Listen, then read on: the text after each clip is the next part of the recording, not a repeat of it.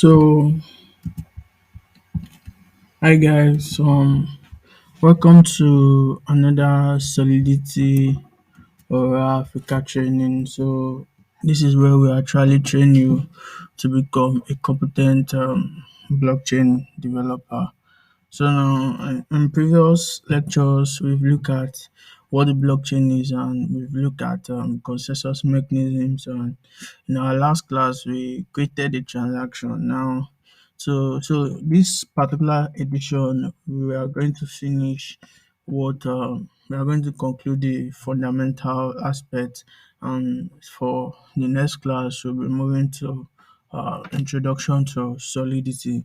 Now, the few fundamental aspects that are remaining are we'll be looking at type of blockchain. Now, we've already talked about take a comprehensive look into what blockchain is. So now let's look at type of blockchain. We have different type of blockchain. We have a public blockchain, we have a consortium blockchain, and we have a private blockchain. So now, what is a public blockchain? A public blockchain is a blockchain in which anyone can partake as a validator, and anyone can partake as a validator or miner, depending on the consensus mechanisms that the blockchain is using. So in a public blockchain, anyone is allowed to partake as a miner or a validator as far as you meet the criteria of becoming one. So now, example of the public blockchains are likes of Bitcoin and Ethereum. So now, I likes of Bitcoin and Ethereum. So and Ethereum, the node participant are regarded as validator because Ethereum have changed from using the proof of work consensus mechanism to proof of stake consensus mechanism. While on Bitcoin network, the node participants are basically regarded to as miner. I know the miner, they are the one that validate transactions. Same thing too for Ethereum. They are regarded as validator, but this validator, from the name, they validate transaction. So now let's move further and look at the consortium blockchain. So the consortium blockchain, for you to be able to participate as a network participant, you need to be selected. Not anyone is just allowed to participate in this network. You need to be selected before you are able to participate in these blockchain networks. But anyone can read from the blockchain. So that's what the consortium blockchain is all about. Then we talked about the fully private blockchain. The fully private blockchain, just only one person is participating in the network. So no, just one central authority. We have just one central authority that is acting as a network participant. You don't have no other network participant is allowed to join. But also you are also allowed to read from the blockchain. Now, in our last class, we were able to successfully create a transaction, and we were able to submit the blockchain we were able to submit the transaction on the blockchain. Then the transaction was added to the blockchain. So it was added to the blockchain. Now let's now understand some key important things that we really need to be aware of. Now in the blockchain, so since we are using blockchain like Ethereum and Bitcoin, we really need to understand. So if anyone is allowed to participate in this network, then what about if the participant of this network decided to fake a transaction, to move funds from to move funds from a person's account to their own account? So how do we tend to solve this kind of issues on a blockchain? Then that is when what we now call the public and private key comes into play. So what is public and private key? So So now when you create an account on Ethereum, you are basically provided with two keys, and the names of those key are private key and the other one is public key. So what is public private key? Private key enables us to verify transaction.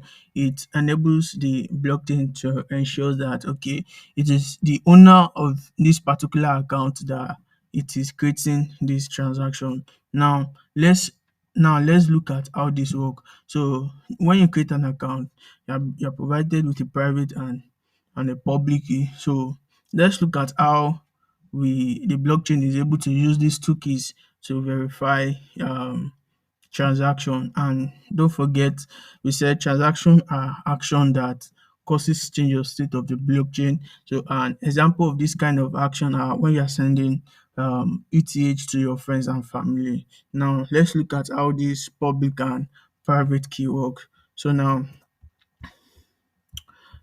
I've let's say I want to perform the transaction I want to perform is I want to transfer 200 ETH to my family, to my sister. Then after we've input this transaction, then what the blockchain does is the blockchain needs to update. There's what is regarded to as elliptic curve cryptography. So it is the one that the elliptic curve cryptography is the one that enables us to generate a digital signature. So this elliptic curve cryptography is basically an algorithm that enable us to generate what is regarded as a digital signature. Now, once we've input our transaction here, then our private key is already here. So now when we click on sign, the elliptic curve cryptography automatically enables us to generate a message signature. That is our message, our transaction, then and our private key is then hash. So now after our transaction and our private key has been hashed, then to for us to be able to verify that is the owner of a specific account that is actually creating this transaction, we do that with the help of the public key. Now we then pass in, so it is the elliptic curve cryptography that just help us to do this verification. So for us to now verify that is the owner of the account that is creating this transaction, then we then pass in the public key. Then I then pass in the public key. Then after passing my public key to elliptic curve cryptography, and then do the work of what? Verifying that okay, it is actually the owner of this account that is creating this transaction. So this is how transaction signing works in the blockchain. So now let's now look at how a typical block will look like. So now in a typical block, we have a transaction where we are sending a specific amount, where we are sending money. So but in this case we are sending $20 from this account to this account. Now it is this from that is creating this transaction. Now at the point of when this person is creating this transaction, their private key will be obtained. So now after their private key is obtained, then the transaction they want to perform and their private key is then hashed using this elliptic curve cryptography. Then when we click on sign, so a message signature will be generated with the help of this elliptic curve cryptography. So now after this message signature have been obtained, then we then now to now verify this specific transaction, the what the blockchain does is the blockchain obtain the user's public address, then pass it to the elliptic curve cryptography. Then the elliptic curve cryptography then do the work of verifying that that it is the owner of this account that is creating this transaction. If you realize, you will see that this message and this signature text dey turn to green, telling us that yeah, it is actually the owner of this account that is performing this transaction. No, now with this, there's no network participant that can fake transaction or can impersonate anyone. So anyone or to or that or there's no network participant that can fake transaction or impersonate anyone in the blockchain network. So that is how the blockchain ensures that each transaction created is created by the original owner of the account. So and that is one major reason why we are always told to ensure that we keep our private key safely, because if you don't keep our private key safely, then anyone that has your private key can create transaction on your behalf. And so that's why we always advise to ensure that our private key are always stored securely. Now let's look at the last part of the fundamental aspect of the blockchain. So in our previous class, we were able to create a transaction.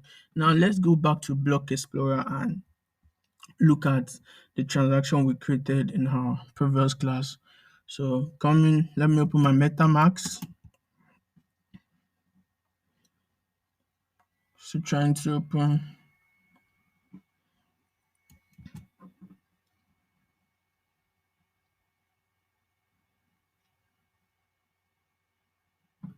Now this was the transaction we created. Now let's view it on Block Explorer. So now, um, so in the now this is the transaction details we created in the last class. Then you can see we have the various section here. We have the block hash, which is the block hash basically enabled us to identify this transaction. We have the status telling us the status of the transaction. Was it successful or was it a failure?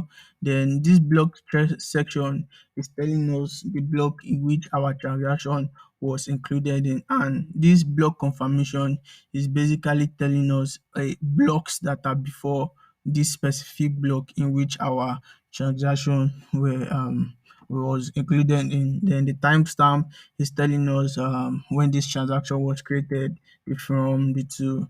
Then the value, the amount sent. So we send 0.005 ETH, and we look at our transaction fee. So now if you highlight here, you'll see that gas price times what? Times gas used by the transaction. Now let's click to view more. Now we look at gas price and we define what gas price is. We said we define what gas is. We said I said in simple term, gas is basically the smallest amount of computation that a particular blockchain can perform, and is the smallest amount of computation that a blockchain can perform. And we said this gas price is the price of that smallest computation that a particular blockchain can perform. Then we now look at the gas limit section and the gas usage section. So that is, at each transaction you have created, there's possibility that it can use it can use more than the expected gas. So now for you to tell the blockchain to know, so you can specify your gas limit. That is, you can specify the amount of gas that you want to pay for any particular transaction you are performing. Then to do that, so let's demonstrate that on our MetaMask. Then let me open my MetaMask and let me show you how you can specify gas limit. Coming, trying to open up my MetaMask. Still trying to open. Just wait for some time.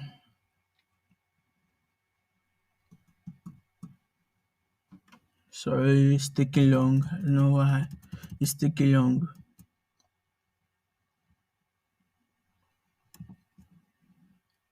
I don't know why. I don't know why it's taking long for it to open. Okay, now finally. So now let's send. Let me send. Let's send money to this account. Then let's click on send. Then account. Then let me enter 0.001 value. Then click on next.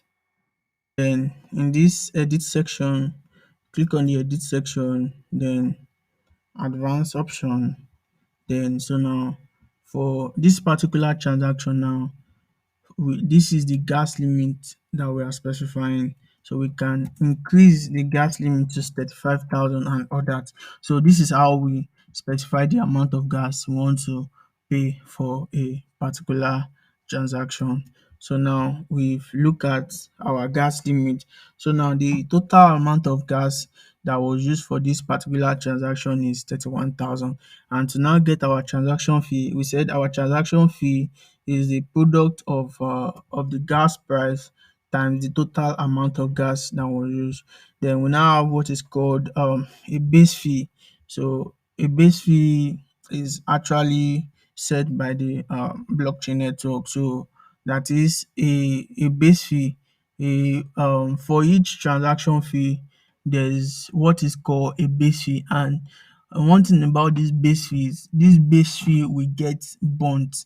So this base fee will get burnt. And when we say that a when we say something is burnt, that is a X amount of ATH will be removed from supply. So that is what we mean by something getting burnt. So now we've covered most of the fundamental aspect of the blockchain. We've looked at signing a transaction, how transaction are being signed with the help of private key and public key.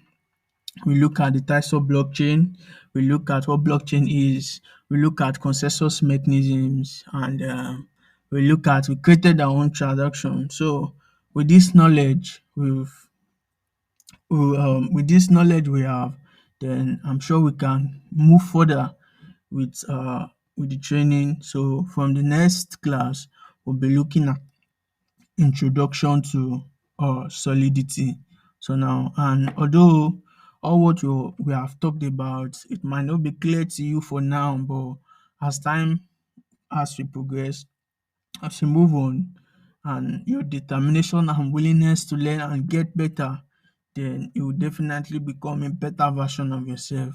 And in this space, everyone is a learner, and we that you are seeing today, we did not start off just we did not just start off knowing everything at once. It takes time, it's process.